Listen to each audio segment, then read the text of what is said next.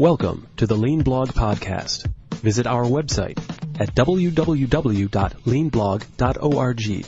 Now, here's your host, Mark Graban. Hi, this is Mark Graban. Welcome to episode 239 of the podcast for January 18th, 2016.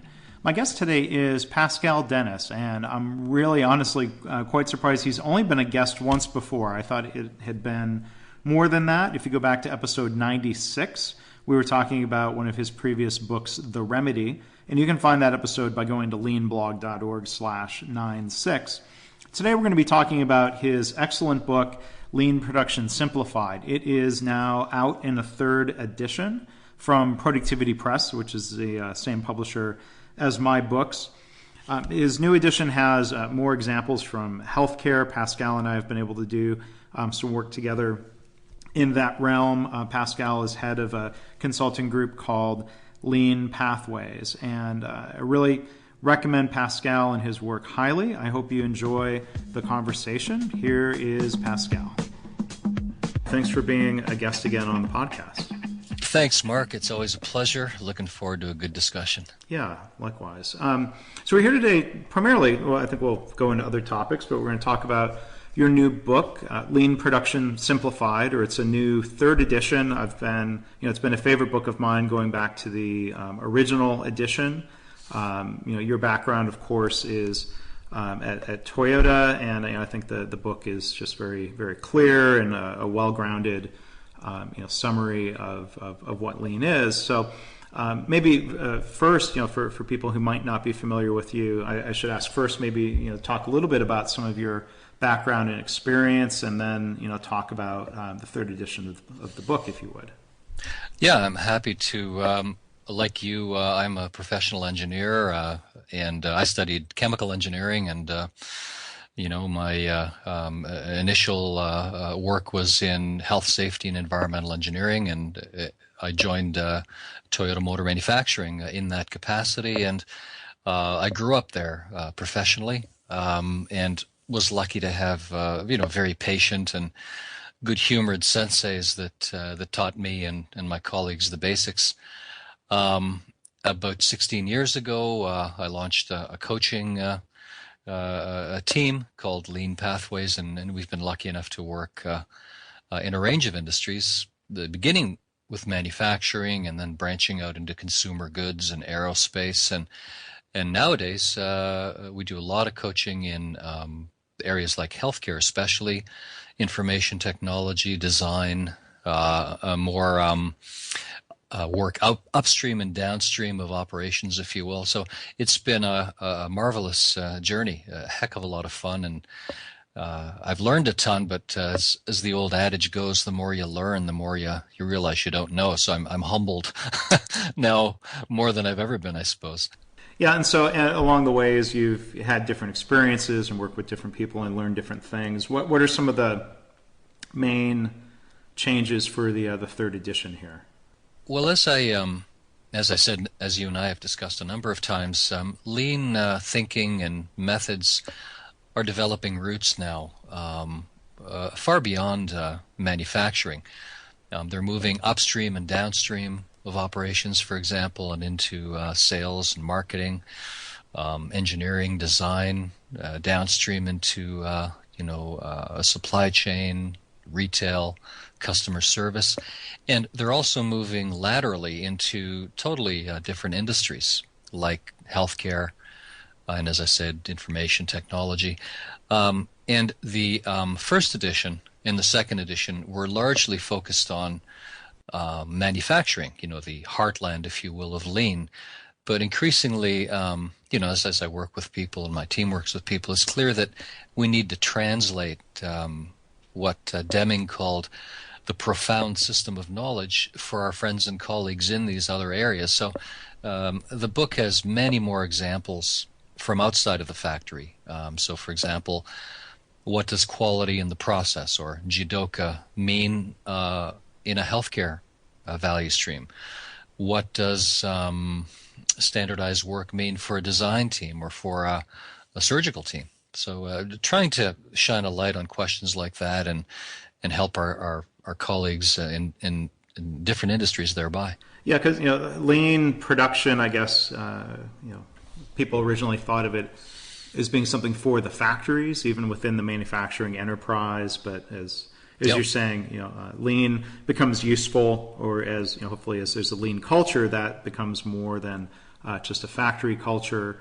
What are some of the things before? I'd like to talk about healthcare and other industries, but what are some of the things that are interesting to you in terms of translating lean from the shop floor to other parts of a manufacturing enterprise or a business?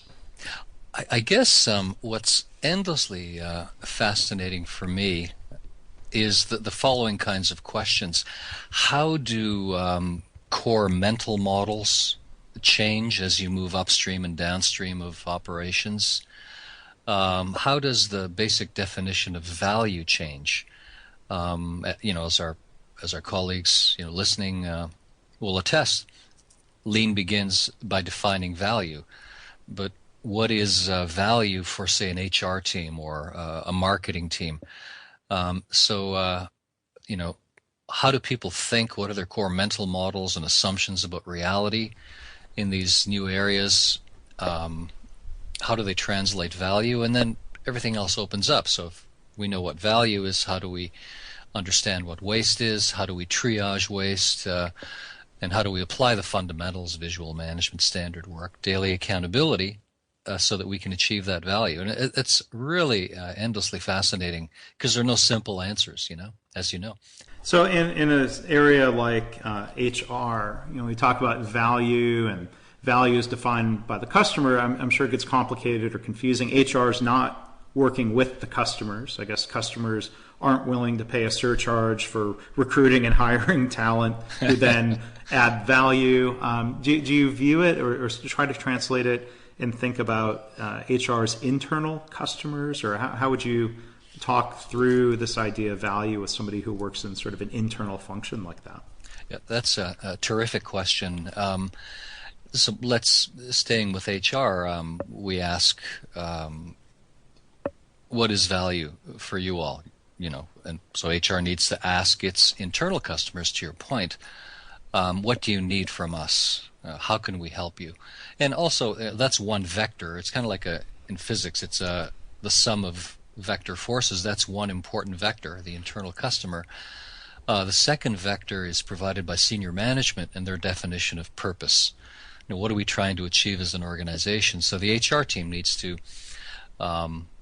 reflect and process those two vectors and turn that reflection into a handful of critical few metrics and a simple statement of value. So, for example, one answer could be, and this is the answer we came up with at Toyota Motor Manufacturing Canada in Cambridge. Value for us in HR is to hire, develop, and motivate smart, flexible people who are always looking for a better way. And we were able to translate that simple statement of value and purpose into a handful of core metrics and put them up on our daily team board and invite our customers. In a car plant, that would be paint, plastics, assembly, the engine plant, and on a regular basis, check daily accountability and ask them, how are we doing? How are we doing in terms of these key metrics? It's not an easy process, and all the fundamentals apply. You got to go see. You have to develop strong binary, in other words, okay, not okay metrics and connections with your customers. You got to be naked in a sense. You got to stand up in these areas and ask, how are we doing? Have a target and an actual, and make the reds really clear, just like our colleagues would do in final line assembly. At the end of the day, at the money board, we stood there as a management team, and final line would tell all its internal customers what the hot spots were, where they met the target, where they didn't, and the suppliers were supposed to come back with answers. So the basics apply, but require finesse and courage, I think. And to achieve what I just described, you have to understand your mental models and deepen and extend them.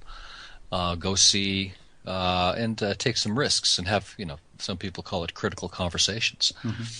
Yeah, and you talk about mindsets and mental models. I think that's one thing you've articulated really clearly, and I would invite people go to Pascal's website, and there's a series of cards that describe traditional mental models and lean mental models, and I think those go to show how lean is not about how do we build cars better, but it really is a different way of thinking, a different way of managing and leading, a different type of organization.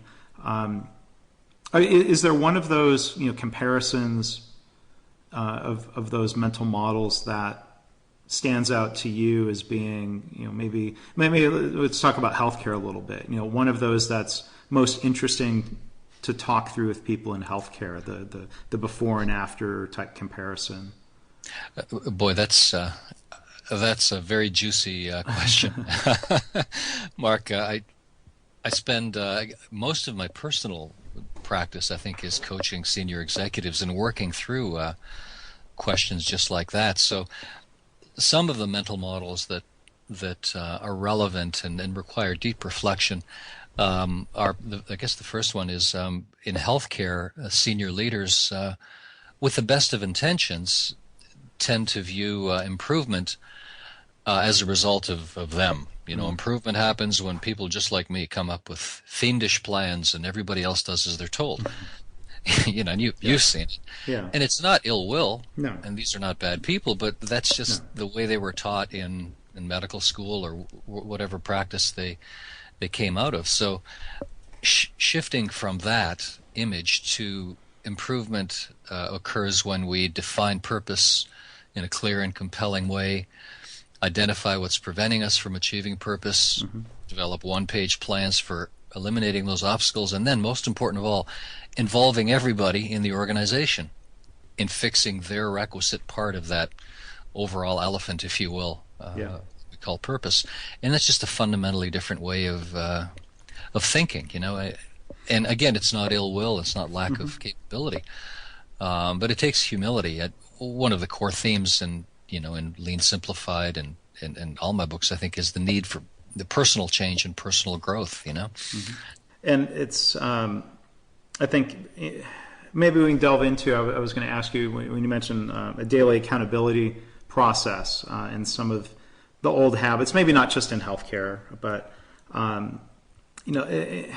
unfortunately, a lot of times, people use the word accountability. We need more accountability. We need people to be accountable. We need to hold people accountable. I try to ask, well, what? Tell me more about that. What do you mean? Because to me, that word has a lot of potential meanings. Some of the old habits in healthcare, like you said, this is just the way people have been taught. Accountability means, as they say in healthcare, naming, blaming, and shaming. It's very much kind of focused on punishment as opposed to I think the question you brought up, having a discussion around what's preventing us from accomplishing our goals, what's preventing us from eliminating harm.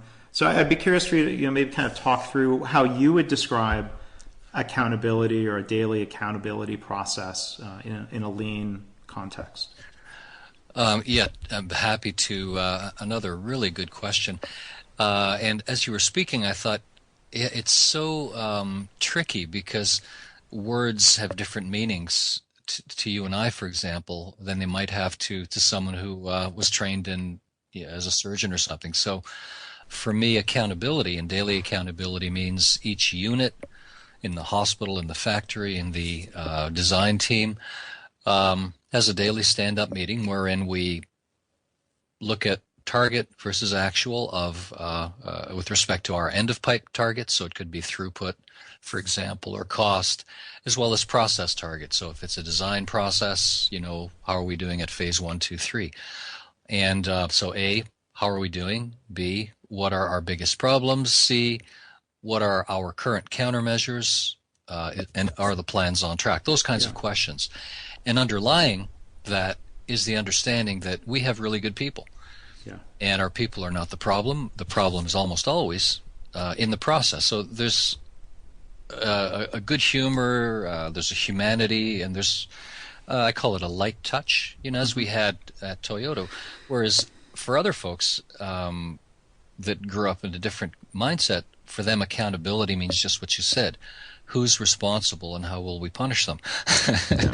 So that's where that one-on-one coaching, and I know you do a lot of coaching yourself, that's where that one-on-one coaching is so vital, because a senior leader needs to be vulnerable and open, but they can't do that given their position in a big public context. There needs to be one-on-one time to water drop those key lessons. And at some point they have that eureka, and then everything opens up. But without that kind of discussion, these simple words have very different meanings. And just a very quick story. This was Chief Operating Officer, very capable, good person. And as we started our coaching work together, she emphasized accountability. We got to have accountability. And I said, well, how are you going to do that? Well, it's your show. That's what I tell our front line. It's your show. You figure it out. It's your show.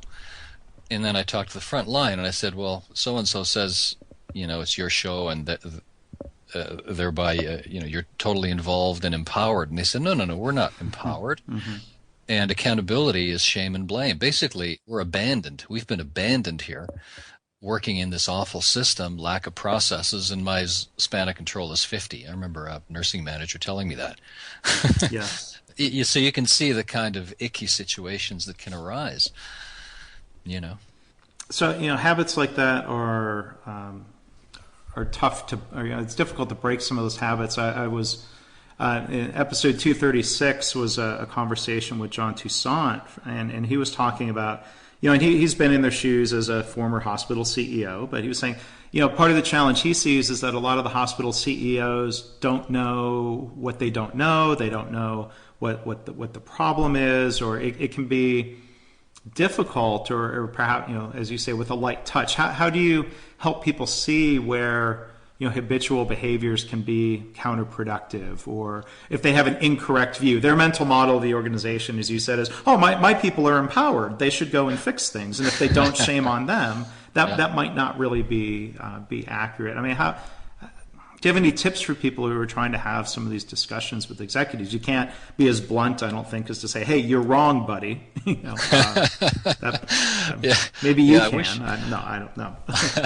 I wish it was that easy. Yeah, I mean, right. Occasionally, I call it showing the sword. I come out of a Japanese and martial arts tradition, so I think of things in terms of swords. So occasionally you show the sword and say, look, buddy. Yeah. but in private and respectfully. So that's such a critical point. How do senior leaders, or any person, how does any person change their thinking? It has to be through practical experience. So, and repetition. So I call it drip, drip, drip, drip, drip, drip, drip. So in my coaching, we have lots of go see, lots of repetition in different forms. So it's slightly different, slightly fresh. Repetition in terms of also visiting other workplaces, talking with peers that have been through the journey. A lot of reading. These are very smart people, so I regularly will highlight, look, there's a piece in HBR about how the brain is structured and what it means with respect to visual management. Here's another piece from so-and-so about this or that. And over time, the old marketing adage, you got to hear it 17 times. It's probably not far off. Now, having said that, it's also important to develop a personal relationship, as you know, and trust. Mm-hmm. So that the senior leader knows that I can trust this person. Mark has my back, and he's trying to help me become a better leader and help us achieve our goals. So if he's giving me a little bit of tough medicine right now, or showing me stuff I'm uncomfortable about, I know that at the end of the day, the motivation is noble and I'm getting better, And finally, having practical pilots that generate results, I think that's very important, Yeah. So maybe I want to come back to some of that discussion around daily accountability and those cycles, because what you're describing in hospital departments and within teams, also cascades at different levels of the organization. I think I've heard you describe this as sort of a fractal process. Yeah. Can you talk about how that accountability is modeled at different levels of the organization? So we have normally the management system I conceive of as having at least 3 levels. Level 1 being the front line, the daily team huddle, the daily accountability. Level 2 is the people that they report to. So in a hospital it would be, directors and senior managers. And then level 3 would be senior management. And in each case, the accountability process looks something like this. Although I should say that the frequency of the check varies as you go up, because the gear gets bigger. The check is less frequent. It's not dissimilar to an NFL football team. Front line would be, the offensive line, defensive line, linebacker coaches, etc. Those are frontline units. So they check every play or maybe after every series, whereas the entire coaching staff, because it's a big group, they probably check at the beginning of the game, at halftime, and at the end of the game. In any event, so in a hospital, let's say we're the blood bank team, we need a daily check, a daily accountability based on that good connection with our customers. So who's the customer? Well, it's clearly OR and ED and others. So what do you need from us, OR? Well, we need this mix of blood plasma, that volume, this turnaround time. We need you to meet national quality and safety standards. Okay, got it. Now let's boil those down into a handful of metrics, and at the beginning of the day or beginning of the shift, let's stand up as a team and see what happened last week, what's going to happen this week, what are the watchouts, what are the biggest problems, what are our improvement focuses based on True North and senior leaders' definition of purpose. So every day we do that, and we stand up and say we're okay, we're not okay. Here's what's the problem? What are the top problems? What's the countermeasure? What's the status of the countermeasure plan? And you ideally over time you invite your customers. So you say to OR, or emergency department, well, please feel free, to join us on Fridays. We invite our internal customers and let us know how you're doing. Similar process at level 2 and level 3 with a number of subtleties in there. So level 2, for example, usually we check less frequently because we're looking more at flow problems. So let's say we've got a major care line, beginning with ED and through surgical services and ending with discharge. Well, normally, those kinds of value stream kaizens, entail slower progress, and the metrics change more slowly. So maybe we meet twice a week or something like that. But the same kind of thing. And at senior leadership, again, because we're like the coaches of the Dallas Cowboys, it's a big team. We probably won't be checking every play. So we may not be checking every day, but we certainly would be checking once a month or something like that. So you build this system of connected checking and accountability defined per our earlier discussion in it, informed by core mental models. We know we got good people. Mm-hmm. We know that the problem is almost always in the process. Right. We know that problems are telling us where the system is broken, so problems are golden, etc. And then you have a chance. You're in the game. It's not easy. Life is very hard, and management's hard, but you're in the game. Well, it's what you described. There's a very similar thought process, a similar set of questions, and it seems like that is a good way for senior leaders to learn about lean mindsets instead of thinking, well, all these departments need to change and they all need to start thinking differently. They can go through that same process and then hopefully serve as coaches and mentors to others that are trying to practice that same approach, right? Yeah, that's such a great insight. And at some point, really good leaders lock in the following lesson.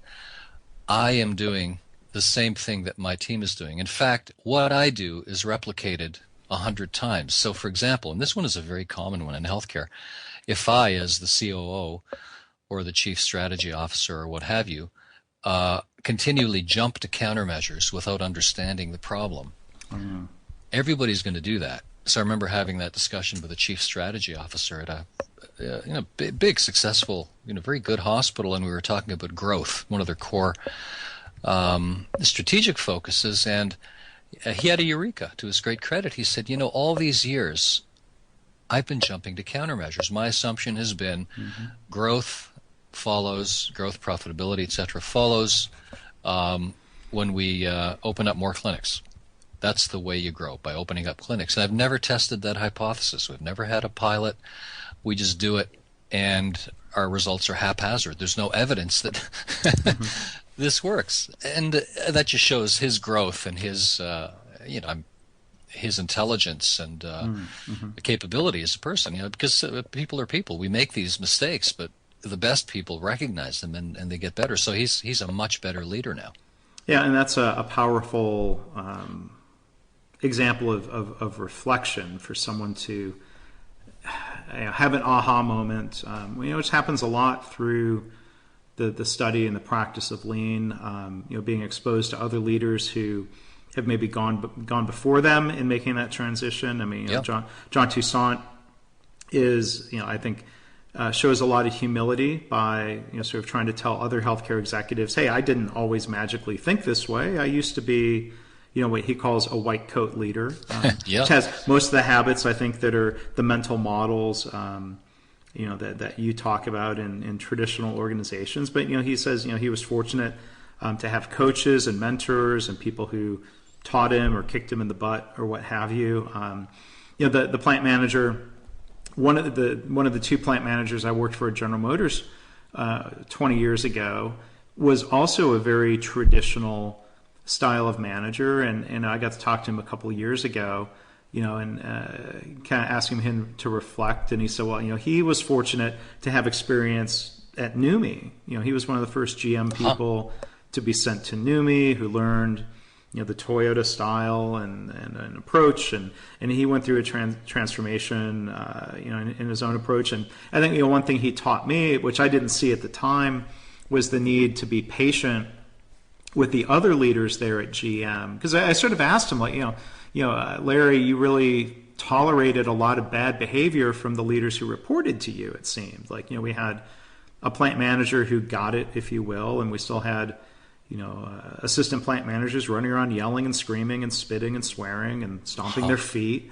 And he said, well, you have to realize that those leaders didn't have the benefit of the experience that he had, and that it, fair enough, he wasn't going to replace everybody overnight, nor were they going to transform immediately. That's such a great story, Mark. It brings to mind one of my reflections, the past 20 years, and that is transformation is hard. Transformation hurts, and we partially succeed. Larry reflects it. We partially succeed. That's a very humane response, because he could have just, as you said, yelled and screamed and fired people. And my guess is that his people will get better because they're in a humane environment, and we partially succeed at. Nobody is perfect at this, including Toyota. It's the nature of transformation. It's hard.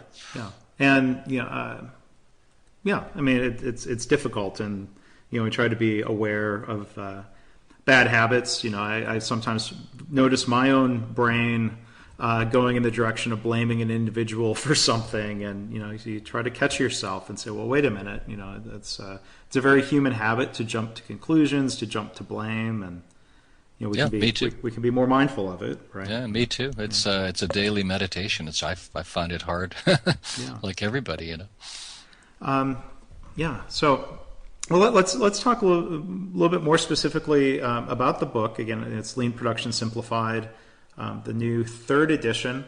Who would you say the book is written for? It, what people and what types of roles? Who do you think the readers should or would be ideally? Well, it's written for leaders at all levels, frontline, middle level leaders, senior leaders.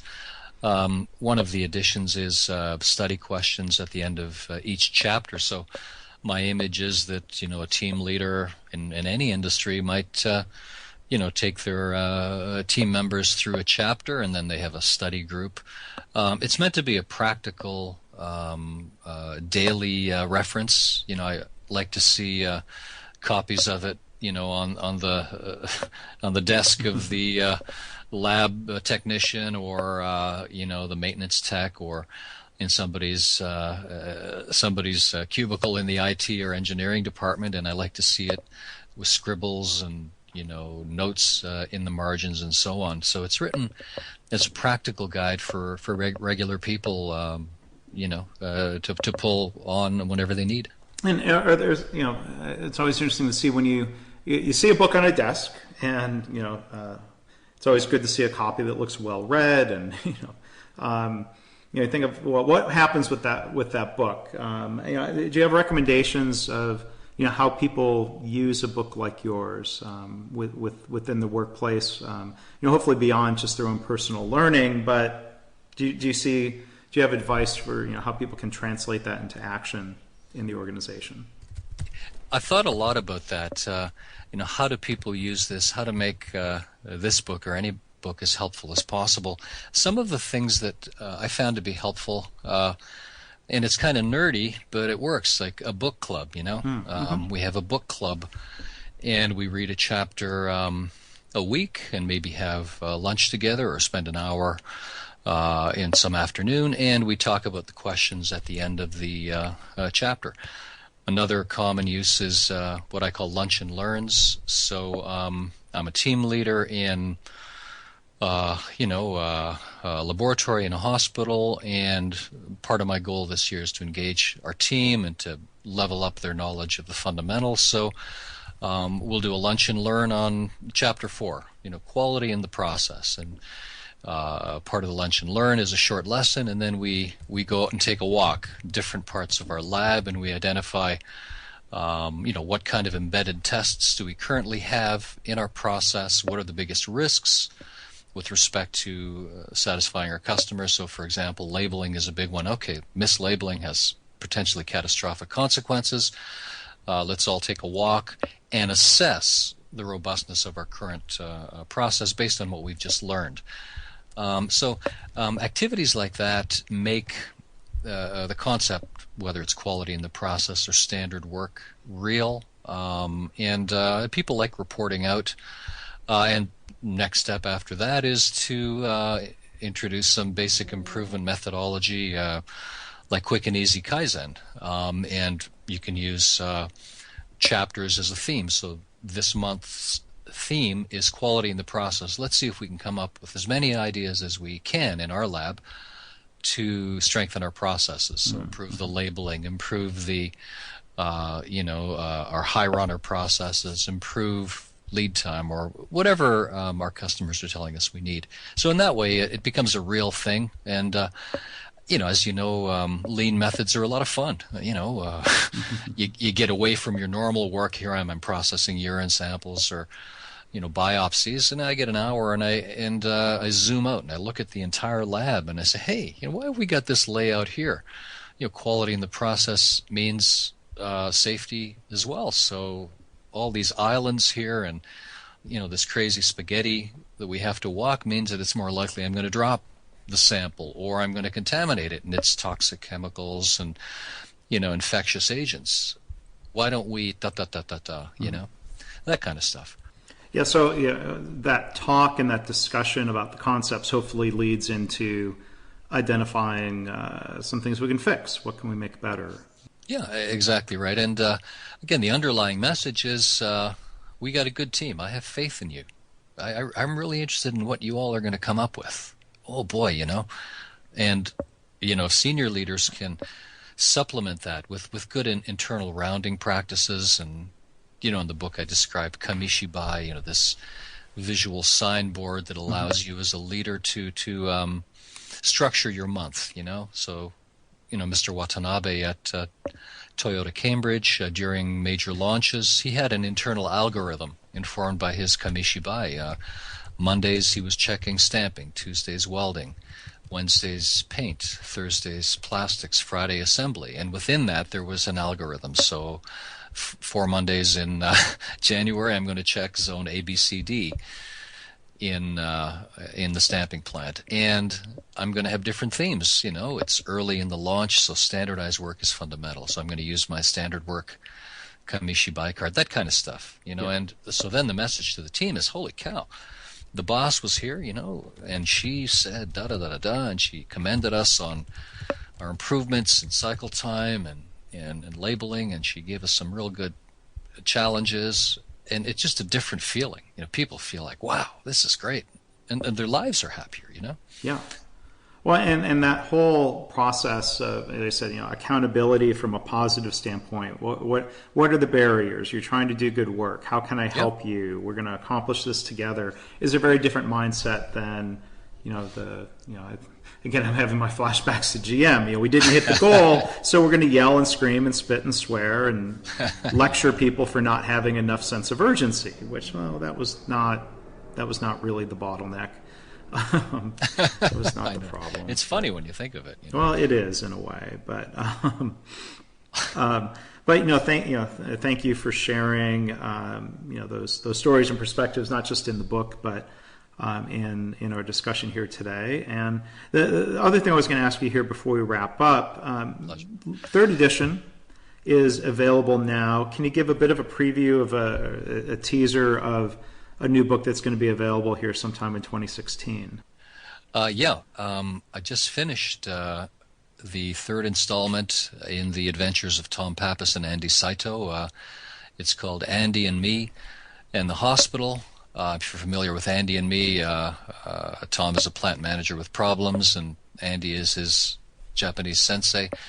And in the latest adventure, they're pulled into a major New York hospital that has real problems, and all hell breaks loose. And the boys figure it out, and hopefully people will like it. I certainly very much enjoyed reading it, and it's written for all our friends and colleagues that are, fighting the good fight in healthcare and against, challenges, not ill will, but certainly unhelpful mental models. And I hope they like it, and hope that it's helpful. Yeah, and the story, it's written in a novel format, which brings those stories to life in a different way, right? Exactly right. And one of the underlying themes is that personal change is fundamental to an organizational transformation. So I try to show, from the perspective of different people in the hospital and from Tom and Andy, the senseis, what sort of change is required. Not only, senior leaders, but also in the senseis. I mean, Tom and Andy have to change their thinking. They have to grow as well, to help this hospital achieve success in the face of very difficult problems. So it's not just the leaders. The sensei has to be alive and changing and growing and challenging themselves too, which is very tough. It is, but I'll very much look forward to that book being available mid 2016, or it's hard to give an exact date with publishing. Yes, so we were talking about the value stream and publishing earlier. Hopefully spring, that's the target. Hopefully April, but we'll work with our colleagues and get it out ASAP. Okay, and I imagine people could probably just jump in and read that book, or they I guess while they're waiting for this one, they could read the original Andy and Me, and then The Remedy was the second book in that series, correct? Yeah. That certainly would prime them, and I think it would be helpful for all folks. And I hopefully it's an easy, fun read. It's based on real people that I've worked with for years. It's fiction, of course, but the situations are not. So yeah, by all means, folks, Andy and Me and The Remedy are the precursors to Andy and Me in the hospital. So feel free. Okay, well, great, and I certainly hope people will look up those books. There's people can look on Amazon. Pascal has a very good summary page with a list of all of his books and videos and his bio. What are some other ways that people can find you online, Pascal? Well, we encourage people to check out blogs. I always say check out the Lean blog. Don't miss one. And we also have a blog at Lean Pathways. So leansystems.org blog. We try to keep people engaged thereby. And there's a LinkedIn Lean Pathways Executive Forum. Please feel free to join. A lot of really good people and great discussions. And of course the Amazon page and tons of YouTube videos. We got a very good social media team. So so feel free again, folks. Yeah. Well, thank you again. Our guest has been Pascal Dennis. Pascal, it's really been a pleasure talking to you and catching up and hearing some of your thoughts. So thanks again for being a guest. My pleasure. Thank you so much, and have a wonderful Christmas. Folks, have a great, happy holiday, and here's to a prosperous 2016. Great. And same to you and to yours. Thanks, Pascal. Thanks. Bye for now. Thanks for listening. This has been the Lean Blog Podcast. For Lean news and commentary updated daily, visit www.leanblog.org. If you have any questions or comments about this podcast, email Mark at leanpodcast@gmail.com.